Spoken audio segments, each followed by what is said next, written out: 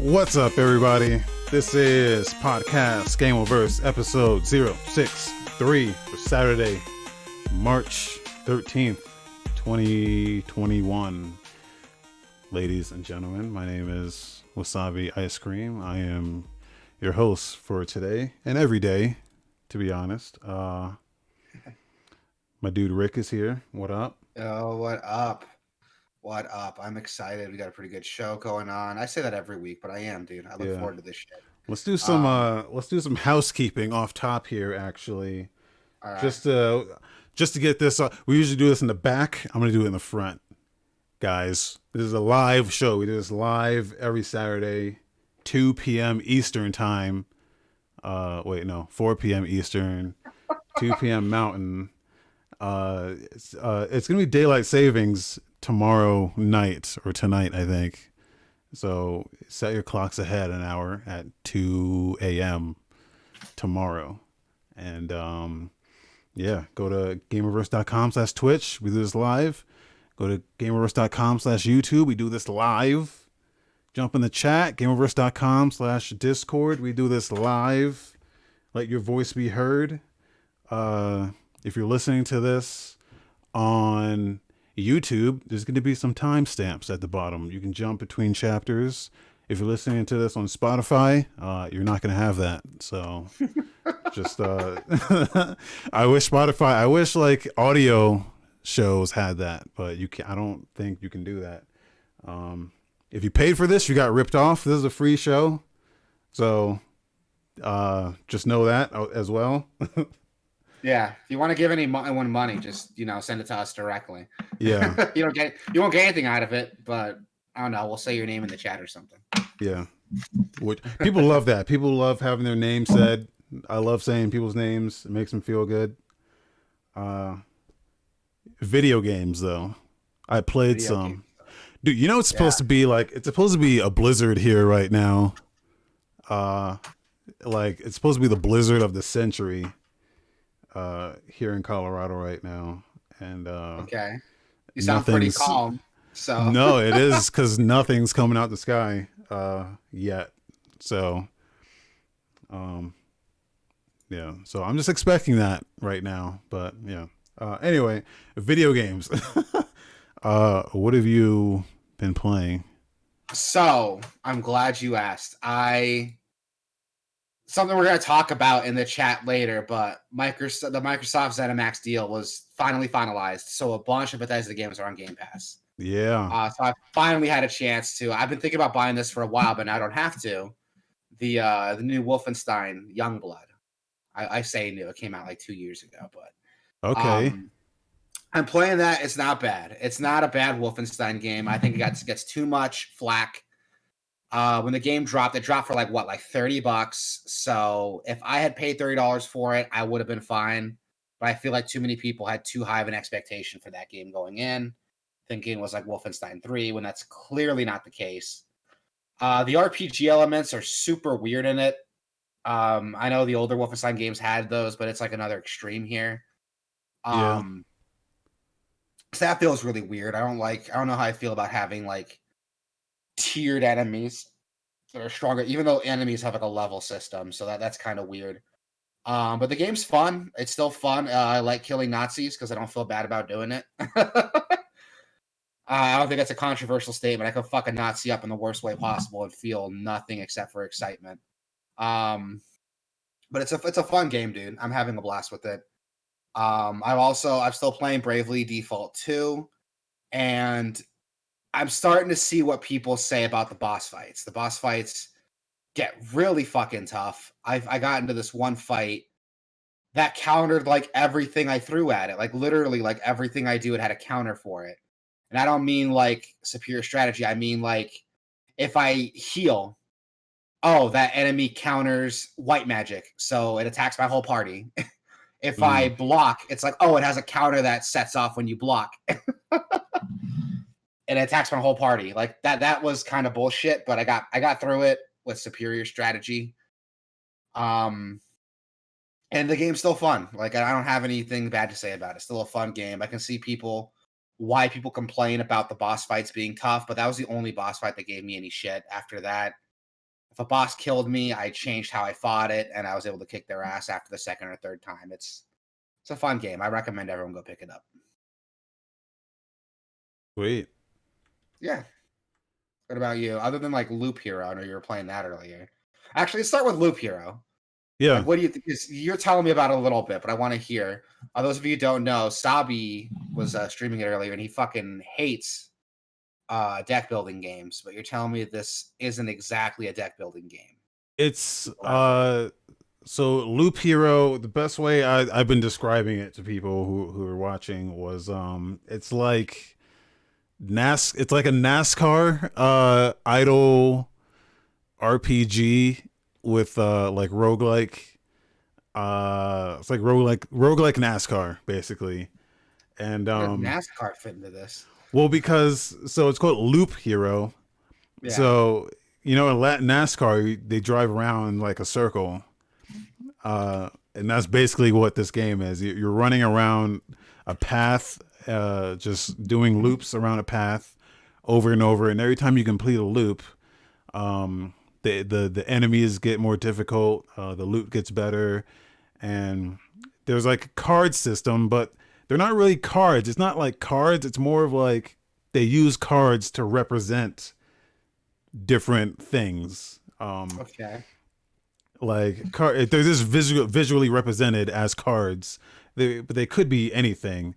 And what you do with these cards is every time you kill a monster, you get like random equipment or random cards. You use those cards to place things around the map or along the path that can change the way things play out. So like you get like a swamp card, so you'll place swamps on the map, and when your character walks through the swamp, certain enemies will spawn, and you'll get certain, like sometimes you get certain buffs depending on what you place. Like if you place a village, you can put villages along the map, and the village will give you a quest to like kill a certain enemy, and like a village will heal you for 45 points every time you walk through one.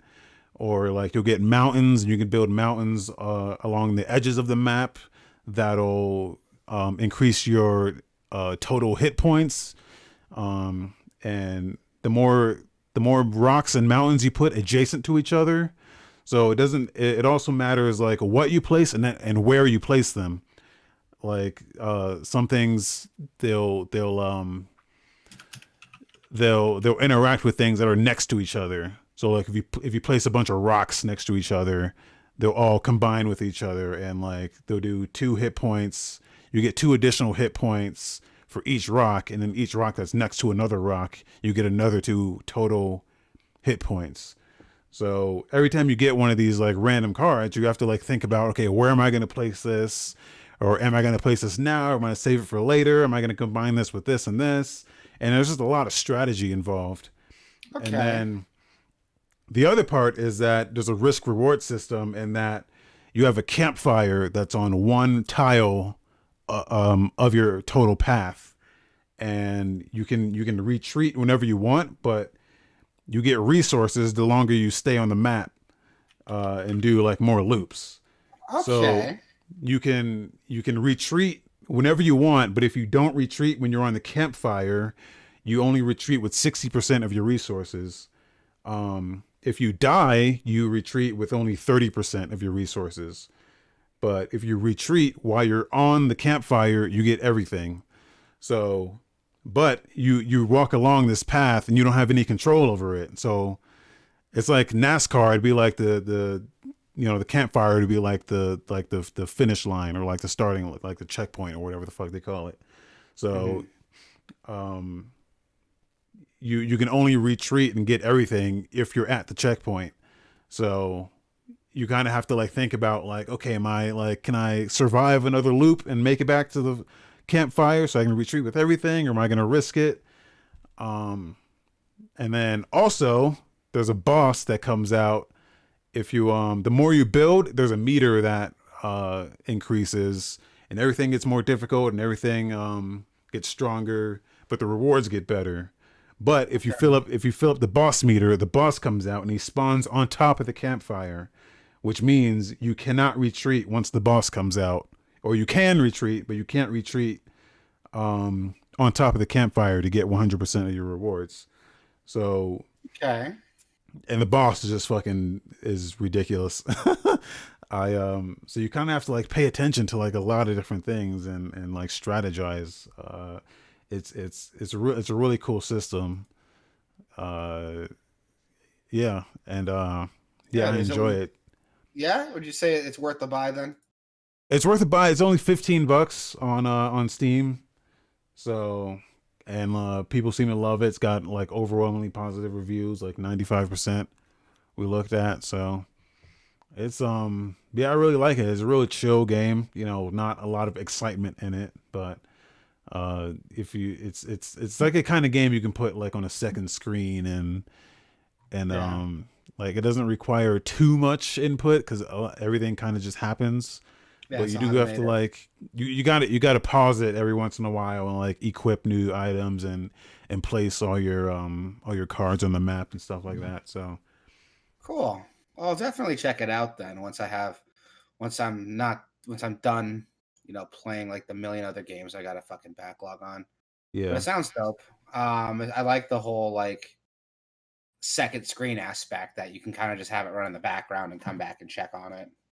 yeah. I mean, you do it does want some investment from you. It's not like you can Yeah. just it's Yeah, not I like an can't like idle set it and game. forget it. Yeah. Yeah, you do have to like manage it a bit more Gotta than keep you it would in think. my just keep it in my line of sight. Yeah. Yeah, I like that. All right, cool. Well, there we go. That's the Loop Hero. Go check it out. Anything else you've been playing? That's that's pretty much it, I think. Yeah. Pretty much it. Yeah. All right. Well, with that being said, let's get into the news, man. Like I was saying earlier, Microsoft and ZeniMax finally finalized their deal, so we're getting like 20 Bethesda games on Game Pass, man. Um, Games like Skyrim Special Edition, Fallout 4, Fallout 76, Dishonored, Prey. The games are going to have an FPS boost on the Xbox series of consoles that increase the frame rates from 30 FPS to almost 60, depending on the game. Um, no news here. Honestly, I kind of expected this to happen. I don't think anyone was like worried about this deal not falling through or the Yeah. deal not getting followed through. There's only like Um, there's a few weird things here though. Number 1, um Fallout New Vegas is only on Game Pass for console. yes. Um they don't have Doom 2016. And another thing I noticed, I'm looking at Game Pass right now. Wolfenstein 2 is not on Game Pass, but Youngblood, the sequel to it, is. And so is the first Wolfenstein. So that kind of threw me off a little bit. Yeah. So if you wanted to play them, you can play the Old Blood, which is like the prequel. And actually, now that I look at it, I don't think the first Wolfenstein's on here. Yeah, it is. I'm dumb. Yeah. Yeah, it is. I'm dumb. So you can play Old Blood, which is like the prequel, and then New Order. You have to buy Wolfenstein 2 and then play Youngblood, its sequel, on Game Pass. That's kind of weird. It's probably, I'm sure there's like more complicated legal things behind why that's not happening. Maybe. Um, yeah, I'm willing to bet that's what's going on. It might get ironed out later, but all in all, like I'm not upset, dude. Fucking, I've wanted to play Evil Within for a while. It just sucks the sequel's not on there. Everyone keeps telling me that's the good one. Yep. um, but it's still cool that it's happening, man. I mean, we talk about Game Pass a lot on the show. Like we're not shills for Microsoft or anything, but Game Pass is a great deal. Like Yeah. we've been saying this forever. Like you finally got me into it like last year, and I'm like, fuck, where's this been all my life? And especially in the future, since they've got, now that they have Bethesda, Mm-hmm. when like Starfield comes out or Elder Scrolls 6 comes out, you'll be able to just play those without having to, pay a full price, Yeah. which is great. And speaking of Elder Scrolls, I did see confirmation that it does have, you do have full access to the files, so you have like full mod support as well. Um, Sweet. with a little caveat, I think some of the modding tools that exist has to be updated for this specific version of it, Yeah. but it has full file access. So like once those do get updated, you'll be able to have, you know, fully unleashed mod support. So Which that's great. awesome. That's great to hear. In some other news, which upset a lot of people, even though some of the major hitters, they already announced that Elder Scrolls 6 and how was that other one they were doing? Um, their next major couple games are going to be multi-platform. They did say that some new titles in the future are going to be exclusive to Xbox and PC players. The wording is anything that runs Game Pass, it will be exclusive to. There's Which a rubbed a lot lot of of people the wrong way. there's a lot of people who are I think people are overreacting to this a little bit. I think so too, man. I mean, here's the way I see it. Like, exclusives sell consoles. Like, I don't like to hear it, but exclusives sell consoles. Exclusives sell services. You got PlayStation fans who like talk shit to Xboxes. They don't have Spider-Man, like. And now here's Microsoft doing something to get some exclusives, and they're getting shit for it. I don't see why. But I And think it's not like, the big thing is yeah, like people think that they're gonna take the games that you would expect to be multi-platform, and they think they're gonna take those and make them exclusive. Like they think they're gonna take Elder Scrolls and make that exclusive. And I don't think they would do that. What I think they would do is like have like, here's Bethesda's next big fresh IP that they've never done this before. yeah, I think that would be exclusive. Or same. like, Or if there's like a New Vegas 2 or like a Fallout spin-off, I'm sure that'll be like exclusive. yeah. Stuff like that. And they've already announced that like their major hitters, Elder Scrolls 6, and God, they had another IP that they just announced. What was it? Um Starfield? You know what I'm talking about? Starfield, are you talking about Avowed from Obsidian? Like Obsidian's like Elder Scrolls? No. Bethesda had a new IP. Let me try to look it up. But they already announced that like Starfield. Yeah, Starfield. Yeah. Yeah, they announced that and Elder Scrolls 6 will both be multi-platform. When the deal started, they said, don't worry, those will still be multi-platform. Now, there's nothing legally binding there. They can change their minds whenever they want, let's be honest, but it'd be kind of silly to do that, to single it out, especially since they can still make money by making it multi-platform. But we'll see what happens. All in all, I'm not worried. I got a PC that can run these games, and I have Game Pass, so I'm not worried about it. Yep. Yep. I can see people who don't have that though being worried. And if you only have a PlayStation, I'm sure you weren't bitching when Last of Us 2 was PS4 exclusive. So you win some, you lose some. Let's be honest. All in all, I think it's a great. I think it's great. It's great for me, and I'm just a selfish person. It's great for me. I got more games I can play now. We also had a Monster Hunter event, which I think I'm probably going to be the only person talking about this, unless you suddenly grew a boner for Monster Hunter since we talked last week. Oh, you know what? I watched that Monster Hunter movie. Oh yeah, I haven't Yeah. seen it yet. How is it? It's I think you would be pleasantly surprised, or well, here's what I'll say. It's a good action flick. Yeah, that's what everyone tells me. Everyone tells me the story's kind of dumb, but the action Yeah. stuff and the monsters are really cool. It's got really good action. The monsters are really good. Here's another thing I noticed between this movie and Sonic the Hedgehog is they're going like they're like the same movie almost, but like opposite, Yeah, because it's like a trap in another world movie. yeah, they're like, instead of just doing what you would expect them to do, which is just make a movie set in the world of X, they're like saying, oh, we're gonna take Sonic, but we're gonna bring him to our world, or we're gonna take Monster Hunter. Well, Monster Hunter is the opposite. It went like we're gonna take the real world and bring it into the Monster Hunter universe. Um, and it's weird that they're like not just doing what you'd expect. Because remember what I said about Sonic? I was like, dude, the first like 30 seconds where it's like set in Sonic universe, you're like, what the fuck? I want to see what's happening here, dude. This is more Yeah, interesting dude, than same.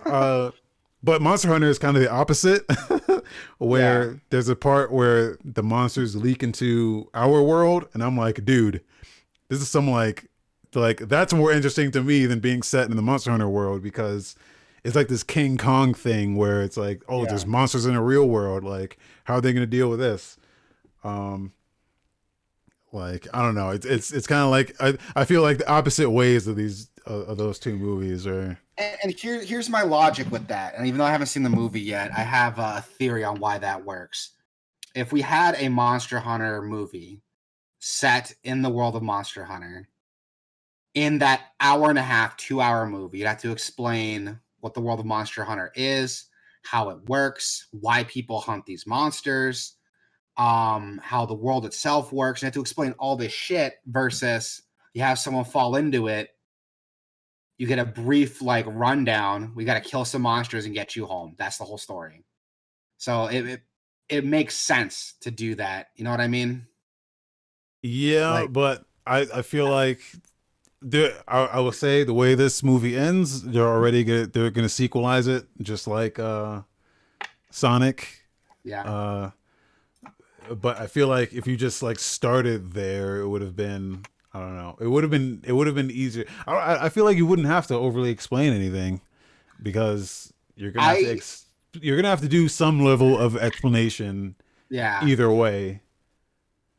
I get you, Uh, and I think that's where it gets trickier. I think if it was like a series, it might work better. Like I found this years ago. I don't know if I can fucking find it again. I found this Monster Hunter manga, and with that form of long form storytelling, it worked pretty well. I remember. I haven't read it in like fucking forever, but I remember it working pretty well. I'll watch the movie eventually. Like it's on streaming services right now. It's not too yeah, much to rent it, so I'll check it yeah. out eventually. Just like Sonic, it seemed like someone who knew a thing or two about Monster Hunter went through it and was like, no, they got to do this with these swords, and this is the kind of powers they're gonna have, and here's how you would attack with this kind of weapon. Like they really like the little I know about Monster Hunter, even I was picking up on stuff. I was like, oh wow, they That's did that. Yeah. Um that's good. I'll definitely check it out then. That brings us into our major event. There was a major like Monster Hunter event announced by yes. Capcom and Nintendo the other day. Um, we got some new looks at Monster Hunter Stories 2. The major story is this Blackwing Rathalos, who's like the major, like the red dragon thing that you see on the cover of like every Monster Hunter game. A baby hatches from an egg, and you have to protect it and help it reach its ultimate power without killing everybody. Pretty neat. The stories games have always been different from the regular Monster Hunter games. These are more like Pokemon style JRPGs, which is fine. It's just not my cup of tea. I played the demo for stories, the original stories back on the 3DS, and I thought it was okay, but I never picked it up. Stories 2 looks a little bit more interesting. I like the story. You see what I did there in the Yeah. game. Um, Stuff like this is neat because even though like you play Monster Hunter, the world of Monster Hunter itself is a backdrop to what you're doing. You know, you're there to hunt monsters, and the backdrop is like more of an excuse to help you do that.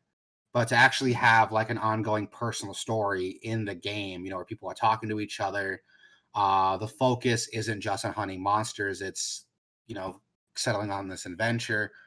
It's a cool concept, and I would love to see more of that in the Monster Hunter universe, either through stories games or like maybe a movie or not a movie, a series. I would love to see stuff like that, like in universe storytelling for Monster Hunter. They did announce there are some cool things coming. If you have Monster Hunter Stories 2 save on your Switch, you can have some exclusive costumes for Rise, and vice versa. If you have a save on Rise, you can have exclusive costumes and cosmetics for Stories 2. Um, all in all, it looks cool, man. I know it's not for me. but I'm kind of interested. If they drop a demo for it, I would have no problem checking it out and seeing what it's about. Um, Yeah, let's they talk about, finally they announced a release date for that too. yeah, it's coming out July 9th. So a bit after Rise. Rise is set to come out March 26th, which is a mainline Monster Hunter game. So that's coming out later this month. I'll probably end up picking it up. I know I was kind of hesitant on it, but I gotta pick it up because I know my brothers, my whole family's picking it up. We're all huge Monster Hunter fans, so I don't want to get left behind. It's that FOMO, man. I just Yeah. it's fucking sucks. I got my whole family like in the Monster Hunter. Like it was me. It started out with me and my brother, and then it kind of trickled down to like my cousins, extended family, uncles. They've gotten into it, so now it's like a family thing that we all play. We play the new ones every time they come out. So if I fucking wait, I'm gonna be left behind. It sucks. I can't be an adult. But we have Rise coming out, which, oh my god, there's so much shit in this game. I don't even know where to start, dude. Yeah, now this looks Um, badass. yeah, This is what I'm looking for out of Monster yeah. Hunter. I had I played the demo, the original demo that came out, and I say that because it's gonna make sense later. But I played the first demo that dropped for a little bit, and I was into it. There were some things I had to get used to. They changed a little bit of the combos and how that worked from World to this to make way for the new system, the wire bug, which is this crazy like bug thing that helps you like Spider-Man around the world and lets you fly everywhere, and it's fucking cool. It feels really good to do. But what's cool with Monster Hunter Rise is that they announced new Switch skills, which are skills you can swap out to have new skills. That's optional, totally optional. So if you like the way your weapon already handles, you don't have to do it. But there's some cool little mechanics in it. Like there's, I think it was a gun lance that had an exhaust where the standard ability was you exhaust the weapon and you can keep fighting. But the switch skill lets you exhaust it and use like a thruster to get close to the monster. That was really cool. And I like that it's optional. So if you're like an old vet like me who wants to like stick with the old style, you can do that. Or if you want to experiment with the new stuff, you can do it too. They also announced, well, they didn't announce it, it was in the trailer, but wyvern riding is something that's really cool. Instead of mounting, you can actually ride monsters and control them using that wire bug to fight other monsters with, which looked really cool. I've only managed to pull it off once in the demo, so I didn't have a chance to play it that much. I played the demo maybe twice. But that's a really cool feature. I really like. The Palamute is another cool feature. It's so earlier in the games you had a Palago, which is like this cat that would back you up. Now you can choose this dog that'll back you up. You can ride it to get to places faster. They announced all the new locales are going to show up in the game. Some new monsters. They finally showed off the flagship monster for Monster Hunter Rise. It's the Maglemore, I think is what they called it. Macklemore? I fucking knew you were gonna say that. No, I fucking totally fucked that up. The Magnamalo. Oh. I totally fucked that name up.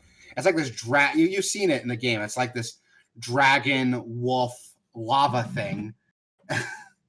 Oh, this is the wire bug right here in the trailer. It lets you like hop around, climb up walls, all kinds of cool shit. Which feels really good, dude. I was playing the trailer and it felt really good. The reason I bring it up is because they did announce that they are dropping a new trailer or a new demo that same day. So it's already out. The new demo totally resets your tries. So if you only had 30 tries at the game.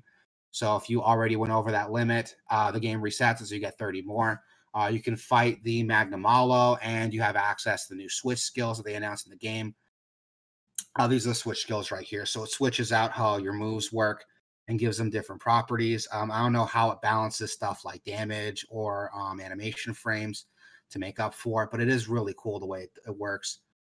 This is what I'm talking about right here. You have this charge shell that vents it, or this blast dash that lets you vent it and get close to the monster. I've been playing Monster Hunter for years, and this is like the biggest dump of like new mechanics I think I've seen in a Monster Hunter game, Yeah. at least for a mainline that wasn't like a spinoff. All in all, dude, I'm into it. I like seeing some old monsters come back. I didn't know the Rajang, that big King Kong gorilla looking thing, was coming back, so that's really cool to see. I like that there's an ogre's coming back. He's one of my favorite monsters. They also announced some updates, some free updates for the game too. So I think it said April 30th. They're going to be having a new update that'll increase your hunter rank cap and allow you to fight the Chameleos, which was an elder dragon, like a boss monster from some of the older Freedom games. That's really cool to see him come back. I haven't seen the Chameleos in a while. And my favorite, another cool feature, earlier in the games, you had this Palico that hung out with you, but if you joined a team of hunters, the Palico was gone. You can either have a team of actual people or have the Palico. But now, even if you have a whole team of 4 people, you can still bring one buddy along with you. So that's really cool. That's going to change how the game plays a little bit, how to build you up, because now the Palico is actually a viable option, or your Paladin's a viable option, because it doesn't just disappear when you play online anymore. All in all, dude, I'm into it. I know it was a big info dump, but I'm literally just sharing what was shared to me, and I still don't know how to like put it all together. There's just so much shit here. I downloaded the demo after I watched. I haven't had a chance to play it yet. I'll probably end up playing it later tonight before bed or tomorrow after work, so I can get some more opinions on it. But I'm fucking stoked. I am so stoked for this game. I'm definitely picking this up day one. And I know I'm part of the problem. Don't pre-order games. Don't pick them up day one. But come on, how can you say no to this? Yeah, I'll wait for it to hit PC where it'll be good. I don't have that option. My whole family plays on Switch, so I'm gonna be buying that. Gross. Don't say gross. It's fine. I'd rather play on the demo. I played ran fine, so it's not a huge deal breaker. And I'd rather have like a reliable team of people to play with than play on PC with randos forever. Monster Hunter is the kind of game that works better with community, man. Actually, you know what? Not kind of thinking ahead here, but if you do get Monster Hunter on PC and we can get like, a little Gameoverse clan going, I'd be okay with that. I would have no problem rebuying it on PC if that's the case. I have Monster Hunter World. I have it on PS4. I would have bought it on PC if it let me carry over my shit. So I don't feel like starting over. Well, I might do it because I never played.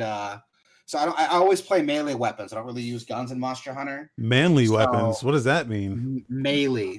Oh, melee. Like you said, manly weapons. I'm like, No.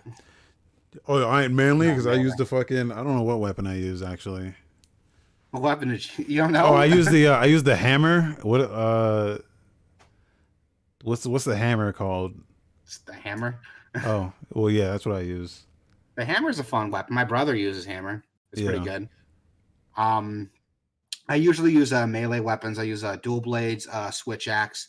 I started playing around with lance a little bit. That's a lot of fun, but I mainly use those. I never really use guns or bows.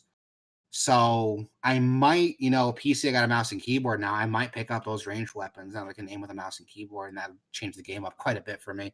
I always joke, like, if you don't like Monster Hunter, change your weapon. You'll find a weapon you like. There's like 14 weapons in this game, and they all play drastically differently. Yeah. Even like the hammer itself, because the hammer does blunt damage, so you want to focus on the monster's head, so you have a chance of confusing, because that's where the most damage comes from. Versus slashing weapons, you want to stick to the monster's underbelly where the armor is not so thick. Yeah. So already that like completely changes how you go about these hunts.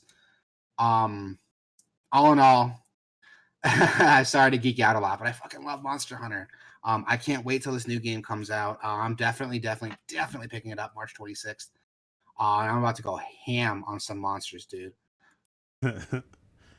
Yeah, this is pretty significant. Like, yeah, I just wish like Monster Hunter World seemed like that would be like the end all be all for Monster Hunter, but like I felt like whatever they would add would just be like updated into that game. But it seems like, how naive of me, because like we know how much they iterate with Monster Hunter. So yeah, and a lot of times like the Monster Hunter games have changed quite a bit. If you look at the last couple of generations, like Monster Hunter 3 introduced like swimming, which everybody hated. Monster Hunter 4, that's introduced a mounting system that everybody loves now. Then we got Monster Hunter Cross, which was like a crossover of all the older Monster Hunter games. Which you haven't played Cross yet. It's on Switch. It's really old school Monster Hunter, but it is probably the most condensed Monster Hunter experience. It has monsters from the last 4 generations of Monster Hunter. You can visit all the same levels or a lot or the same locales. A lot of the same levels are still carried over. It's fucking nuts, like how much is packed into that game. And you have World, which everybody says is Monster Hunter 5, and I agree. It's probably the best Monster Hunter game ever because of all the quality of life changes they made to it. And it looks like Rise is kind of in between for that. You're getting those quality of life changes with that kind of old school Monster Hunter look. I'm into it, dude. I'm definitely gonna pick it up. I know I keep repeating myself, but it's worth repeating. This game looks fucking dope. Yeah. Like who can watch this and doesn't say it at least looks fun, you know? Even if you don't like Monster Hunter, look at this shit. Like it looks cool. Oh, and one more thing that they announced that I can't believe I forgot about. They have this like horde mode that's in the game. I've never seen that before unless there's like some obscure Monster Hunter title I don't know about. So the big story of this game is that there's this big stampede that like wiped out a good chunk of your city years ago, and it looks like the monsters are rearing up for another one. That's the big story in this game. But you can actually take on these small stampedes where you and a group of friends take out monsters in this arena, which exists on the front door of your city, and you have time before the horde starts to set up your defenses, put down traps, put down turrets, and it ends when you repel them or kill the apex monster that's leading the charge. That's so cool. I would have never thought to put a horde mode in Monster Hunter, but fucking here it is, and it looks awesome. Yeah. Yeah, dude, I'm excited. I'm definitely excited. I want to fucking play the demo now. That's how excited I am. Like just talking about it, I want to stop everything and go play that demo. But you're definitely picking up on PC though, right? Yeah, that's what I did with Monster Hunter World. I was like, this is coming to PC, so I'm just gonna wait for it to be good to play it at a reasonable frame rate and without having to pay for an online service. That's fair. I might, depending on how much when it comes out on PC, I might buy it again just so I can play it on PC. It would be great if it let me carry over my shit, but I know it won't do that. Yeah. But I might pick it up on PC so I have that way to play it, and I might just switch to like ranged weapons to give me a different experience. And if you pick it up, I'll play with you if I pick it up again. It'll be cool. Won't be able to boost you, but it'll be fun. We can get a little Monster Hunter stream going and get a little Gameoverse Monster Hunter clan going. That'd be cool too. Yeah. Hold on, my cat's bugging me. Oh, and some quickie news. We got Square Enix presentation. It's set to go live March 18th. Am I reading that right? Yeah, March 18th for some new game reveals. There's some talk of a new Life is Strange, which I never finished the first one. I played the first episode, but I never got into the other ones. But you like Life is Strange, right? You like those games? No. I mean, No. yes and no. I feel like they're okay. I don't know. I mean, I know why people love them as much as they do, but it's that first game was okay. Like I feel like it's a masterclass in visual storytelling. Like there's a lot of story elements that they tell you without just coming out and telling you, you know? Yeah. Like Max has this journal and it's kind of what The Last of Us did with Ellie and her like journal, or like an Uncharted where like Nate has a journal, and as you progress through the story, they write stuff in the journal, but you don't know that unless you like open it the fuck up and look at it like from time to time. And it's just really good at like updating stuff on like posters on the walls, or to be like graffiti and like stuff that you just look at and you can get a feel for everything that's going on in the world without them coming out and just like punching you in the face with its story. It's really good at that. So that's what I liked most about it. My thing about Life is Strange was the rewind mechanic didn't. It had no bearing on how the story played out. Like they would tell you, oh, the more you use your powers, the less control or the less control she's gonna have over it. But throughout the entire game, you can make a choice, rewind it, make the other choice, and go, oh no, I don't like that one. I like the other one better. Then rewind it and then make whatever choice you liked better. It had no consequences whatsoever, and I hated that. I felt like if you played through the game rewinding every choice you ever made, you should have been punished for it. Like, oh no, you used your power too many times, and now you can't control it. So that choice you made, you can't undo it. Like if they did something like that, it would have been a lot more interesting.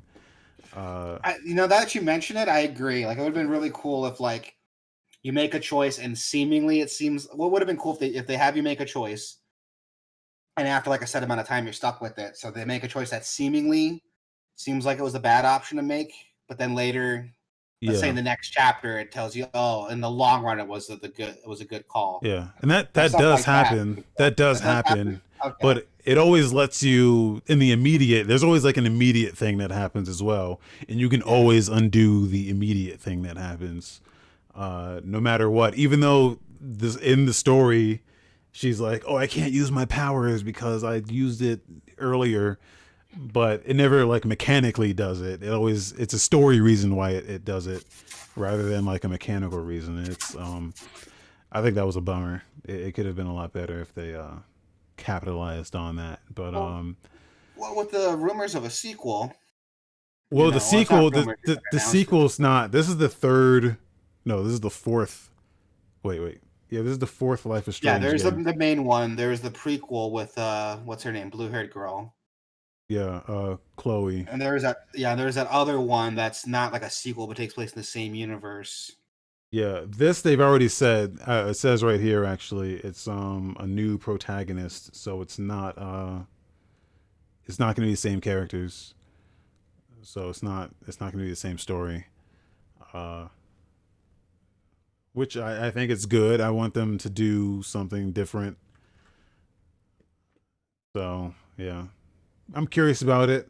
I think it's funny that they're headlining with that, and it says like Outriders, which is their like next big game coming up, is just an also. Like it's not even like they're not headlining with Outriders. It's just, oh, we'll also have like this shit over here as well. So like, you know, Outriders is also coming out. You should be excited for that, maybe. I don't know, but Life is Strange. That's what you really want. Uh, I just thought it was So, funny. so here's what's weird. I see. Well, I guess it's not that weird. It's just gaming journalism. But IGN's excited for it. Silicon Era's excited for it. Kotaku's excited for it. Seems like everyone's excited Outriders. for it. Yes, except for like most gamers I talk to are like, nah, it's okay. Um, But it's every not like gaming like journalist seems to be like giving it rave reviews. Just the demos getting rave reviews. It's supposed to be like, this next big thing. it's weird. But It's weird to me. I don't know what they see. This is like the one time where I'm like, what did you play that I didn't play? Because it's like not terrible, but it's also like not doing anything that like you can't already get from. As a matter of fact, you get much more out of a Destiny, and you get much more out of Division 2, and these games are not going to be, they're already cheap. You can play Destiny for free. Division 2 has been as low as $3. Outriders is doing so much less, and not that's a just that, but 60-hour game. playing through it, kind of a weird thing to feel. But as I was playing through it, I think I mentioned this in the last podcast. But the whole time I was playing through it, I was like, man, I should play Remnant instead. I was getting Remnant vibes from it without it actually like committing to it. And the whole time I was Yeah. playing it, I was like, fuck, I want to play. In fact, I went and downloaded Remnant like the next day and played it for a little bit. And I'm like, yeah, this is a better experience, it feels like. Which it's Yeah. not supposed to be a looter shooter, but I look at it as a third person shooter with powers on cooldown. And Remnant does a better job of that than what I played in Outriders. Yeah. I don't know, maybe I'm So being too harsh on it, but because I didn't play it too long, I played for like maybe an hour and a half. But I wasn't feeling it, dude. yeah, I'm curious to see where that game lands. Yeah. My forecast is it's gonna be right next to Avengers in the fucking dumpster. So Yeah. I think it's not gonna have a strong like initial sale, but it's gonna die down like right after. I don't even think that, dude. Like You don't 60 even think bucks that, is really? $60 is a large ask, and that demo did not like they put a demo out. Let's people have played it and they already know how not great it is, or if you think it is great, then but like I that mean, tell demo us did it why in the no chat. favors. Yeah, I would like to know if you're all in on Outriders. I would be curious to know Yeah. what you see in that game. It has an interesting like universe, and the powers are cool. But other than that, like I don't think it's worth Yeah, $60. it's Mass Effect Andromeda, but less exciting. If it was cheaper, if it was cheaper, sure, I'd Yeah. check it out. But Yeah, so um, those of you who are into it, and I'm talking like into it, not I like the demo. No, I want if that demo convinced you to go out and buy the game for $60, please tell us in the chat why. I want to yeah, know. yeah. I promise I won't shit talk you. I really want to know. So March 18, that's that event's gonna happen. I'm also curious to see more stuff about Balan Wonderworld because that game was just fucking Unfinished. incredibly well. Maybe it was finished. Like, who's to say that that's not exactly the game they wanted to make? You know? Plus, Balan Wonderworld. I keep wanting to call it Wonderland, but that's not right. It's Wonderworld. Yeah, Like Wonderland fits better. Just phonetically, like Balan Wonderland. Like it flows off the tongue better. The yeah, alliteration is nice. I feel like it's a stronger title, and I keep wanting to call it that, but it's not what it's called. Um, I want to see. What do you think? Do you think like announce like an update for it or some no, I think DLC? I think that's just it's gonna be that, and that's gonna be that game. It's gonna be more of it. Just a reminder, this game's out. Go buy it. Yeah. Is it out already, or is it still like? No, I think it's not out yet. I don't No, think. it's not out yet. Oh, if it Yeah, was out, I'd be playing it if it was out. Because yeah, March 26th. So that's yeah. the same day as Monster Hunter, which oof. So yeah, Monster Hunter's gonna have some competition Yeah. with Alan Wonderworld. Jesus fucking Christ. Um,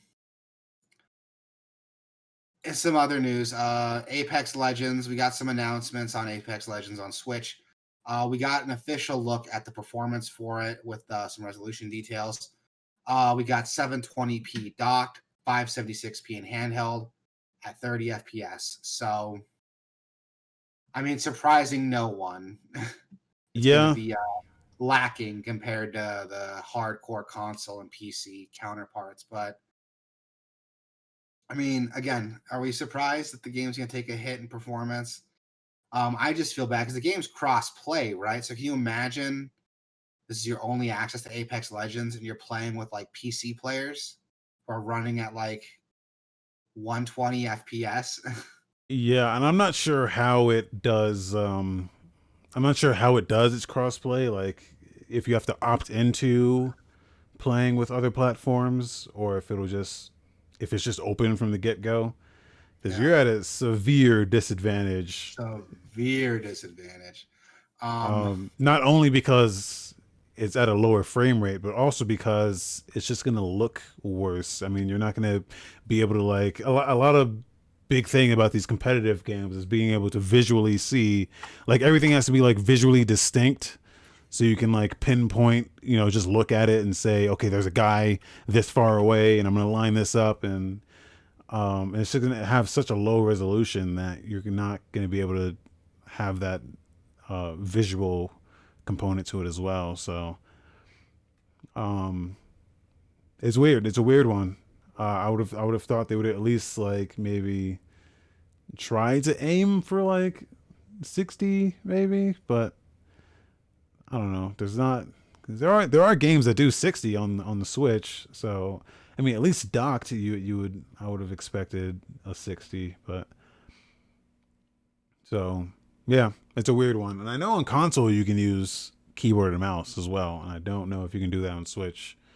Yeah, Um, not but yet. Apex, the reason they're doing this actually is because Apex is huge in Japan, uh, Is it really really? big in Japan. Yeah, Really? so I didn't and know that. so Switch is huge in Japan, so it's kind of like a no brainer to put it on Switch as well.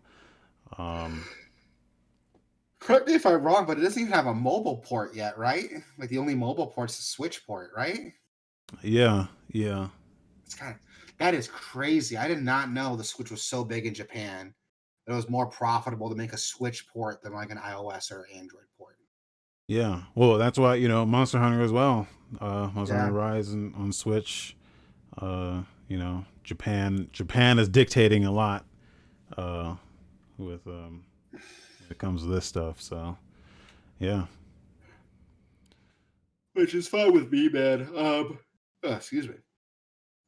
We got another quickie. Well, not really a quickie, depending on how much time you want to spend on it. But Naughty Dog showed some shit off at SIGGRAPH 2020, which those of you who don't know is like a national like conference hosted by ACM SIGGRAPH, the Associated Computing Machinery.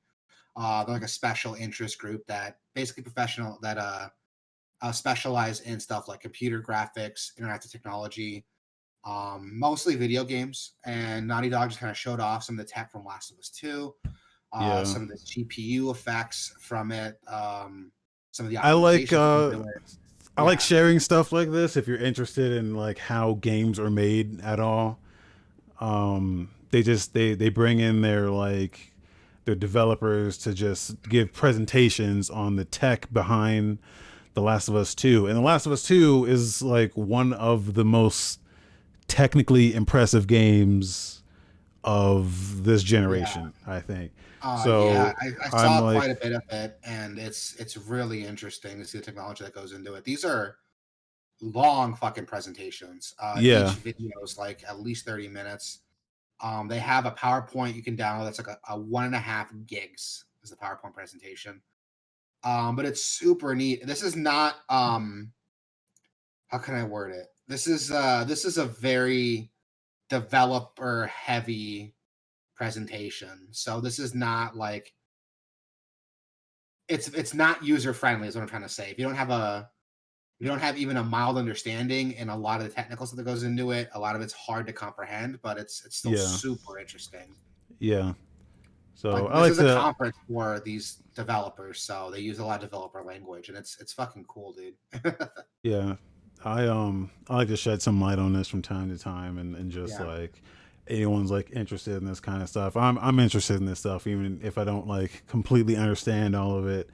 Um, I just like to see like how the fucking sausage gets made sometimes, and it's just interesting. I think before we did the Quantic Dream had one where they talked yeah, about what it took to bring those games to PC, and that was like super interesting.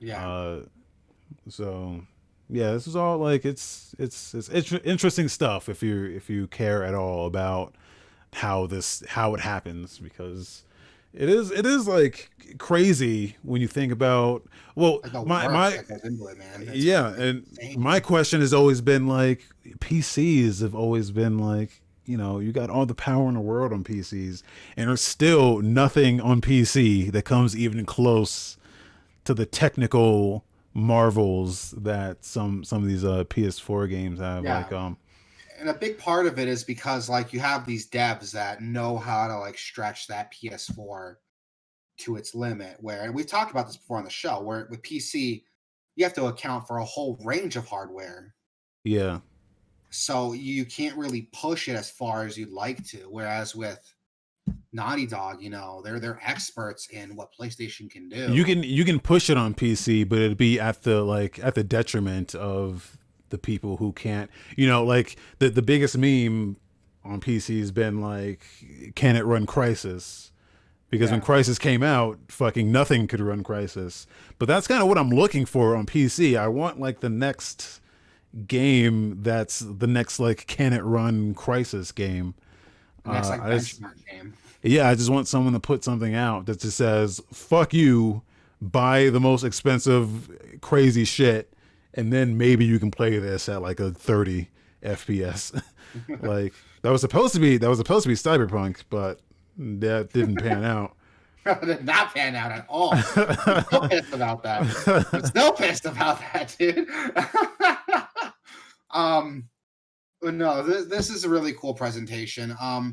If you're not very technically literate, a lot of the volumetric effects, the optimization effects are really cool. But the most interesting one, in my opinion, is their last video, the technical art of Last of Us Part 2.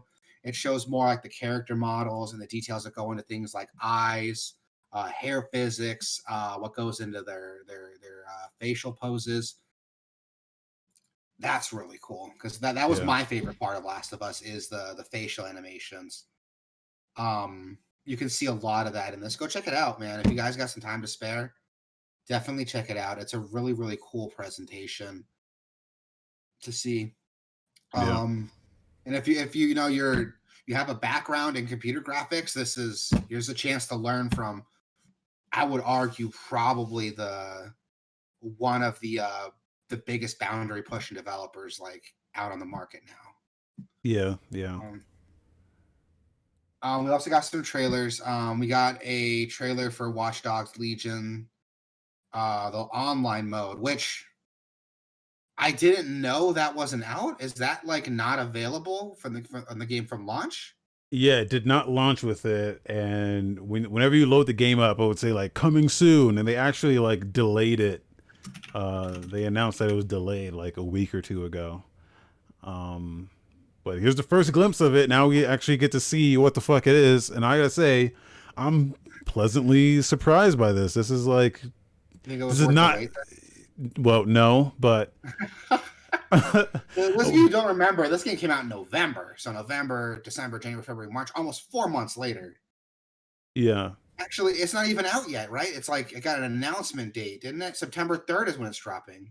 yeah. So Oh almost shit! almost a full year after it came out, but I actually like what I see here. This actually is better than I thought. This is not what I thought it would be. It's actually better than I thought it would be. I thought it was just gonna be some like Some uh throwaway feature. yeah, but this actually looks actually kind of fun though. Um, each player can like pick a their like role to play, and like in the base game everyone has like different abilities based on their like profession. So you can actually take on different roles and like infiltrate different Okay, so like it's a whole heist thing where everyone's yeah, doing a different job to get yeah. payout.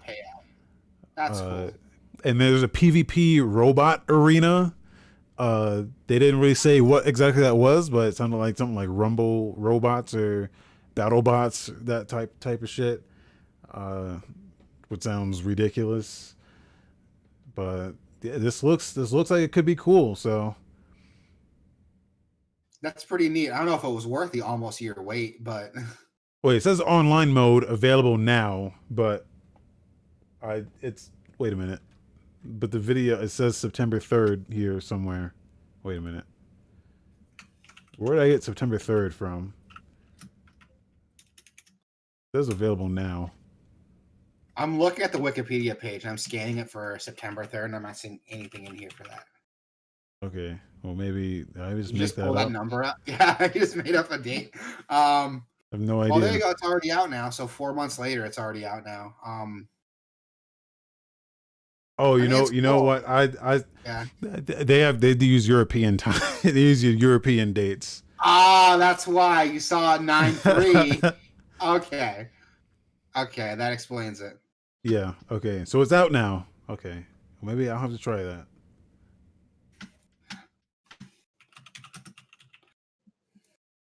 Now, this is something that kind of came out of the blue. At least for me, it did.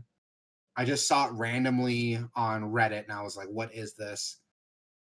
We got an announcement for Teenage Mutant Ninja Turtle Shredder's Revenge. It's Yeah. a new beat 'em up. from .emu. Those of you who don't know, .emu are a game developer. They developed Windjammers 2, which I know you were super into. They also developed the new Streets of Rage game. And I think they did Scott Pilgrim. Nope, I'm making that up. But they did Streets of Rage, Windjammers 2. They worked on the FF8 remaster, the re-release for Samurai Showdown 2. They have quite a bit under their belt, especially with like pixel art. And this game looks fucking phenomenal, dude. Yeah, I didn't know what to expect because they have this like little cartoon intro, and I was like, Which is dope as shit. The whole time I was like, okay, we're gonna see some gameplay here, or we're just not gonna see what this is. But then when they get to the gameplay, motherfucker, I'm like, yeah, baby, this is like straight up like TMNT like arcade or TMNT the SNES beat 'em up. That fucking is one of my favorite beat 'em ups of all time, man. This looks like it could be good. It looks like it could be good. This is exactly what I wanted out of this. Yeah, dude, I'm super into it. It looks really fun. One of the things I like is how much shit there is like on the screen, because people forget a lot of these old school beat 'em ups couldn't have that much on screen, so you had like just a couple enemies. But look at how much shit there is to deal with, dude. I love it. It has this old school style, but it is not an old school beat 'em up, and I love it for that. I cannot wait till this comes out. I'm a huge TMNT fan. I've never lied about my love for TMNT. I love some Ninja Turtles. And it's really cool to see this game, dude. I'm fucking, oh god. Even the running animation. Can you go back to when they're all running side by side and pause it really quick? Look at the animation for all of those characters, how they all have a different running pose. Like, that is so cool that they took the effort to give them these different poses based on their character, the weapon they're using. Michelangelo looks fucking silly, just running with his arms out. His weapon's not even ready. The rest of the turtles are ready to fuck something up. Mikey's just there for the ride. It's so cool, dude. Little shit like that is just, I love it. I love it. I'm so excited. There hasn't been a release date for that yet, has there? I don't think so. It just says 2021. Hold on, I'm Googling it really quick. I like that the game they put, so on YouTube you can attach it to a certain game if you want, and they attached it to Turtles in Time, which is exactly, that's what I was like, that's what I wanted. This looks like, for Turtles in Time, what Streets of Rage 4 did for Streets of Rage. Like, it looks like an enhancement of it. I kind of wish they had stuck with the cleaner sprites that you saw in like Streets of Rage. I would have loved that kind of style. I think I like this better. I think I like this better. Yeah, because I feel like that game was a little too clean to me, and I'm not even like nostalgic for the look, but I just felt like it looks a little out of place in Streets of Rage. I didn't think so. I thought it was like an enhancement of the art style we already had, but it still looks fun. As long as the game plays well, I don't mind. And it looks like it's gonna play very well. I'm definitely picking this up when it comes out, dude. Like, we should pick this up and we'll fucking go ham. Yeah. I gotta ask you though, which turtle are you gonna pick? Oh, I always go with Donnie. Yeah. He's the one with like the bow staff, right? Yeah. Yeah. Okay, cool. Because I'm gonna pick Leonardo, and I don't want you fucking grabbing my style. But no. So I did find out that I did some more digging. .emu actually did work on the re-release of the Scott Pilgrim vs. the World game. Like, they helped work on that. Okay. So they didn't work on the original, they didn't work on the re-release, and they worked with Streets of Rage 4, Windjammers 2. So these guys have a pedigree, and I'm excited, dude. This looks so good. This looks so Yeah. good. Yeah. I cannot wait. I'm super into it. Even the cartoony intro like got me all excited. We also got an announcement for the new Outer Worlds DLC, Murder on Eridanos, which It looks really I cool. thought It it reminds me looks of cool. like it reminds me of like a 50s sci-fi flick. Yeah. It looks cool. It's got this like noir style to it while at the same time being like this low budget, like sci-fi action thing. It looks cool. Don't get me wrong. It looks really cool. I just got to get back into Outer Worlds. I played it for a little bit and something. I don't know, man. I was super into it when I picked it up, but after a couple hours, I want to say like 10 hours into it, I just kind of fell out of it. I don't know what happened. Yeah, I did the same thing. I think a big part of it is because it's a lot smaller than what you expect from like Fallout, but I feel like the environments are more detailed to make up for it. But I don't know. It's a game that Maybe I'll get wants back it into it. like it wants you to see and do everything. So it Yeah, makes it very like it's very possible to do that. yeah. It's still on Game Pass. I think I'll re-download and give it another try. I'm downloading it now. I think I'll re-download and give it another try. See if like I get into it again. But it's not a bad game. It's a fine game. I could never like really absorb it. Yeah. Fry's heading out later. Fry, thanks for being here, man. Yeah. Outer Worlds, I mean, there it is, man. It's coming out March 17th. So if you're already playing Outer Worlds, there's some more DLC to play it. Um, we also got a trailer for It Takes Two, a new trailer for it. We get to see some more story details for it. We talked about this game when they first announced it. It looks fucking amazing. Yeah. I asked my wife if she would play with me, and she said no. So I guess you and I are playing this game. Yeah. This game looks just epic, dude. I It still looks have to so cool. play. I still have to play A Way Out. Oh, me It's too. I haven't played that yet. it's crazy because I love this guy's ideas for games. I mean, like Brothers, Tale of Two Sons is like one of the most like interesting concept. It's one of the like I like when games only work when they're a game and like it doesn't work like if it's a movie or like I'm the same way. I'm the same way. I never like this idea of games trying to be movies because yeah. I don't play games to watch a movie. I play games to play a game. That's why like I talk very highly of games like Monster Hunter, which focuses on gameplay, or like Undertale, where the story only works because it's a game, and if it got transferred to something else, you lose something. Or And then you have this. like Outer Wilds. It's on my list. God damn it! I bought the game. Okay, I bought the game. To I be at will the play top it. of I your promise. list. I will play it. I promise. Um, But yeah, like this is another one where it's like yeah, it only works as a game, but also it has that co-op element where you have to like also work together while like playing the same game, but you're doing different things. Like yeah. each player is doing different things, and that's like real interesting. One game that does that very well that you can't play anymore is the Zelda Four Swords Adventures. Yeah, They re-released it on the 3DS, and it was free, and they only released it for like a week or two. So my cousin and I downloaded. We played through the whole game. It was an amazing experience. There's this part in the game where you had to fight this like boss, and you can only damage him by hitting him in a body part that's the same color as your tunic, right?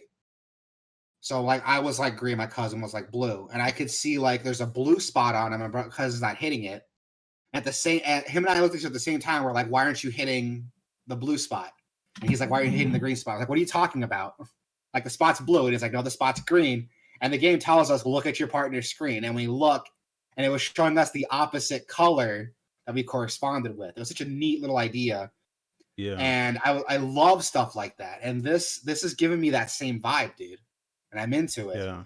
And there's also there's another game coming up a little later, but We Were Here. There's a series of games called We Were Here that's also like co-op puzzle solving, but each player has like different things they have to do to help the other player.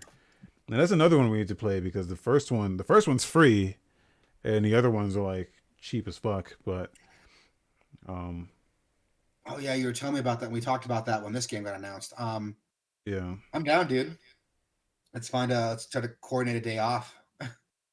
I'm off Tuesday. I'm down to try Tuesday. What about you? I'm not off Tuesday, but Saturdays work for me right now. But Saturdays work for you. This Saturday I'll be busy. Next Saturday is my wife's birthday, but we'll figure something out. Yeah. I do want to play this. We'll figure something out. But no, that game looks fucking great. I can't wait till It Takes Two comes out. We got a new trailer for Tales of Arise, which I didn't know this game was coming out. Full disclosure, I'm not a Tales of fan. I've tried to get into Tales of plenty of times. I've played Tales of Abyss. I played Tales Symphonia. I played, what was that other one that came out on the PS4? Tales of something. You're fucking up. I'm trying, dude. I try to get into it, but it doesn't quite grab me. Symphonia is the only good one. I think it's because it's an RPG first and an action game second. And I'm going into it like I'm trying to play it like Devil May Cry, and that's not. Yeah, but the story though, I mean, at least in Symphonia has the best story easily, and that's what you play that game for. Like the story is fucking phenomenal in that game. I will try it again. It's just the gameplay was holding me back, and I have to remind myself I'm not playing Devil May Cry. I'm playing something totally different. I think that's why I need to reset my brain into that.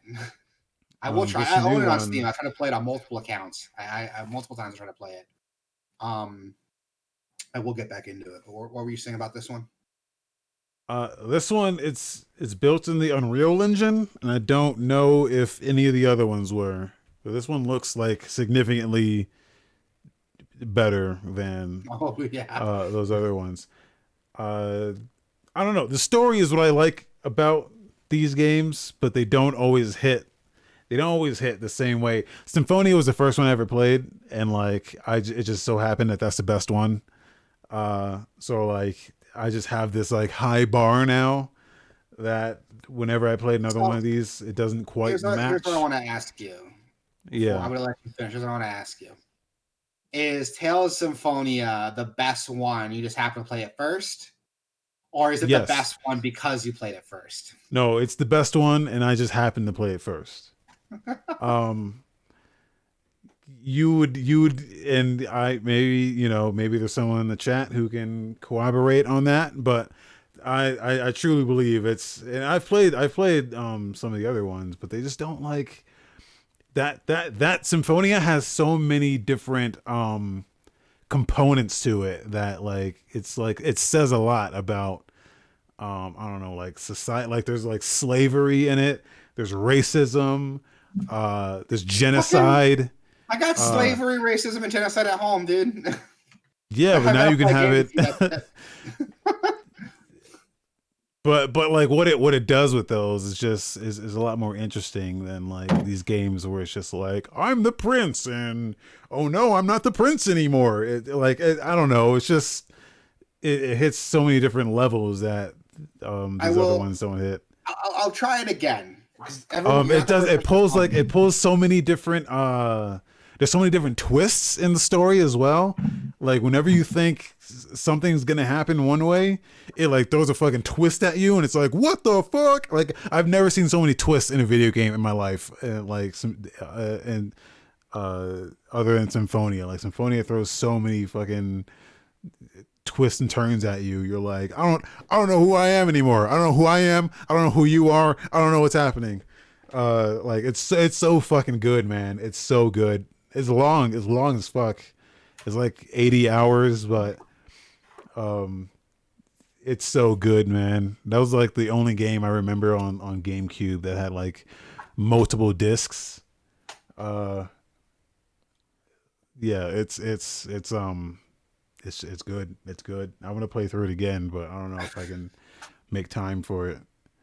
It's so good. I'll okay. I'll try it again. I promise. I'll try It's it just again. graphically it doesn't really hold up, Oh but no, at all. It looks like dog shit. and But every time this happens, I say this every time this happens, but when they make a remaster of when they make a remaster of one game in a franchise, you know that game is the one you have to play. And Symphonia was the one that got like the first remaster in the entire franchise. Now you know they did a couple of the other ones, but that was the first one that got like the upgraded treatment and like re-released on everything. So that's how you know it's the good one. I'll definitely check it out. I own it. I've tried to play it multiple times on Steam. I've tried to play it multiple times, and I will finish it one day. Like One it day I'm takes a gonna bit. play it. Yeah, one day I think it's gonna get through that, go over that hump, man. I think once I get over that hump and it clicks, I'm gonna love it. Yeah. But yeah, Tales of Arise. Not much info in this trailer other than like it looks cool. Uh, Yeah, I found another trailer that had like spots of gameplay in it, but it wasn't. There was no like big gameplay reveal, just little spots of gameplay here and there. yeah. So far it looks fine. It looks like it plays like Devil May Cry, so I might be into that. Well, I don't know about that. It's not. I mean, look at this trailer. Like you see bits of it, but it looks like an action game like Devil May Cry or like Bayonetta or something. I mean, don't watch the whole thing. It's like 4 minutes. And you get like maybe 20 seconds of gameplay interspace between it, Yeah. um, but it looks interesting. I'll definitely be following it. But again, I've tried so hard to Oh, get into yeah. games. Okay. Yeah. This does look very different. Yeah. Okay. Yeah. Well, okay. Yeah. This looks very different. Yep. Okay. Well, yeah. Fuck what you know about Tales. So look at this right here when he's fighting that like rock thing and that pig thing. I got Yeah. some Bayonetta shit. Okay. Well, now they have my interest now. There we go. It's Tales of Breath of the Wild. Okay. Don't. We're not gonna go that far. Okay. Did you So you see also IGN put up a video of like 150 things that Breath of the Wild does? Did you see? I posted it in the Discord, I did see you but posted the Discord. I didn't watch it, but I saw you posted in the Discord. that's Um, what when we talk about Breath of the Wild, that's the shit I'm uh, talking about. I opened up a fucking can of worms here. I'm just saying, man. I'm just saying because like it keeps like Breath of the Wild is just so much more special than it's an open world Zelda game. No, it does so much more shit than that. But anyway, uh, Super Saiyan 4 Go Geta. Is that how you say that? I think it's Gogeta, but I'm not sure. Gogeta? Okay, well, whatever. I dropped out of Dragon Ball when this shit was happening. Uh, I'm googling it right now. um, yeah, It is Gogeta. Gogeta. It is Gogeta. Gogeta. Uh, Gogeta. yeah, the 37th Goku is in the game now, or soon, I guess. This is Um, 37th Goku, and I think the second Vegeta, if you yeah. want to be technical. Not enough Vegetas in the game. I want more Vegetas in this I think game. there's two, right? There's like regular Vegeta and like Majin Vegeta. Yeah. Vegeta is my favorite character. He's like he's the best character first of all. He's also my favorite. Um, this I don't know. I'm not. Does this people like this? The game's getting quite a bit of attention in the FGC. So yeah, so there are. I looked up the fucking character list, and there's like 3 Vegetas. Okay. There's Vegeta Super Saiyan, regular Vegeta. Vegeta, what is SSGSS? Is that Super Saiyan, God Super Saiyan? Am I I reading that think right? I think that's what that is. God, I've Uh, been out of I haven't watched Super at all, so all this shit is like what? it got real dumb, I think. I mean, Um, it was always dumb, but like I don't know, it was like too dumb for me, and I like dumb shit.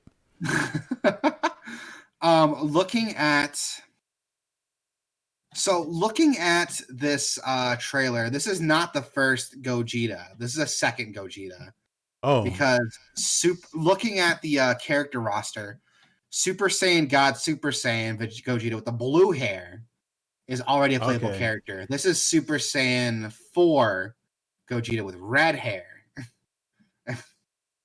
I don't know what the Man, difference is, but but yeah, that's a thing. they And in both more have Dragon trailer. Balls, yeah, and in new Dragon Ball and other Dragon Ball news, we got see that's Vegito, which is still a fusion of Vegeta and Goku, but they fuse in a different way. You can Okay. tell they're different because Vegeta's name is first. Oh, I know I'm probably pissing off some fans right now by oversimplifying it, but they know I'm right. So, um,